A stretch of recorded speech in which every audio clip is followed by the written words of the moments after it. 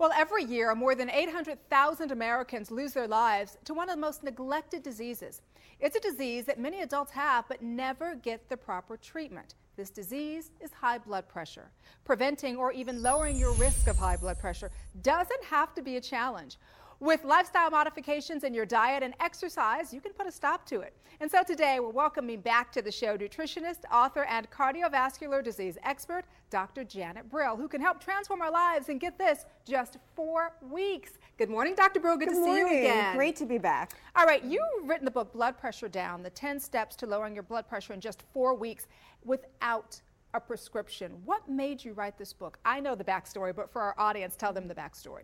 Well, so many of my patients come to me and they either do not want to take the medication or they've been on it and they just can't handle the side effects for the high blood pressure medication. So they want to know what is the best, the most effective lifestyle steps that they can take that will get that blood pressure down. You know, it's interesting, just on a personal note, my husband, who is, early 40s, has very, very slightly elevated blood pressure and is taking medication now. His is stress induced, I'm almost sure of it. But I think a lot of people are unaware that they even have high blood pressure. What are some of the signs that we should be looking for? Well, first of all, it is an epidemic in this country, and it's very scary because 1 in 3 Americans, not just elderly, young people too, we even see it in our children. That's and crazy. As in your husband, he has prehypertension, which is also a dangerous condition because it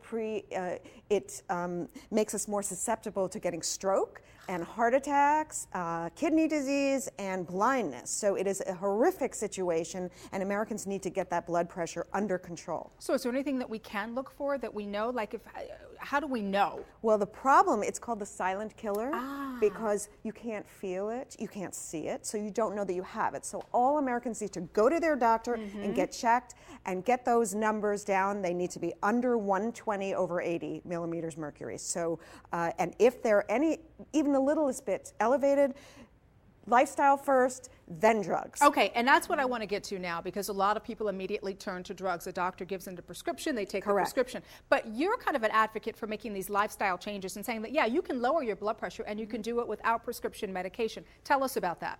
Well, actually, it can be done, and it should be done. You should use lifestyle first because that's how we take care of our bodies and live a long and healthy life. So there's a couple things. First thing, lose a couple pounds. And I'm not saying you need to lose 50 pounds. Just 5 pounds will make an amazing dent in those numbers. So just eating less, exercising more, and portion control. Number 2, salt.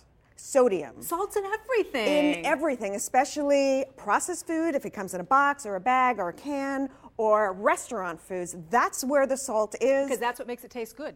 That's true. The salt but and you know butter what? they use in restaurants. That's true, but you have to be careful because salt is a killer. And we have way too much sodium in our food supply. In fact, the American Heart Association suggests that all Americans, or most Americans, eat just 1,500 milligrams of sodium a day. That's the amount in 3/4 of a teaspoon of salt. Wait a second, a day? A This day, is it? yes. Are you serious? And most Americans eat 4 times that much. Oh my gosh. Which again, we get from processed foods, restaurant foods, so we need to eat whole, fresh foods, and whenever we can, we need to flavor our foods with delicious flavorings that do not have sodium in it, such as garlic and olive oil and pepper. Good stuff. And herbs like dill. Right. It's such a beautiful, beautiful, tasty kind of way to do that. Okay. In my book, I also talk about what I call a mineral diet. There's 3 minerals that are essential to get into your body from food that lower that cholesterol. It's miraculous. One of them, of course, is potassium, which we all know. So just eat those bananas, for God's sake. Which are good. We love bananas, They sure. taste great. Dates are beautiful, contain a lot of potassium. Cantaloupe. So that's potassium. We need to eat magnesium. And we can get that from foods such as nuts, and also spinach is beautiful. We need to get that calcium in.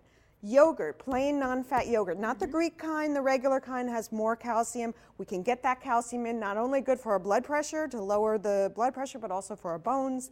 So I suggest yogurt. It's very simple. All of this food you can get in the supermarket. It's not, more dangerous or expensive than eating a banana. 10 seconds left, very quickly. We've got these things here. We've got 10 seconds. Tell me what we have here. Okay, eat that dark chocolate. Girl, I was waiting for that. Oh, Keep yes, going. I bet you were. Soy, we want to eat plant protein over animal protein whenever whenever possible. And I have 3 supplements, basically vitamin D3, fish oil, and a shot of low sodium vegetable juice. And then to top it all off, a glass of red wine. 1 glass, no more. And here you go. Cheers to lower blood pressure and a long and healthy life. You as well.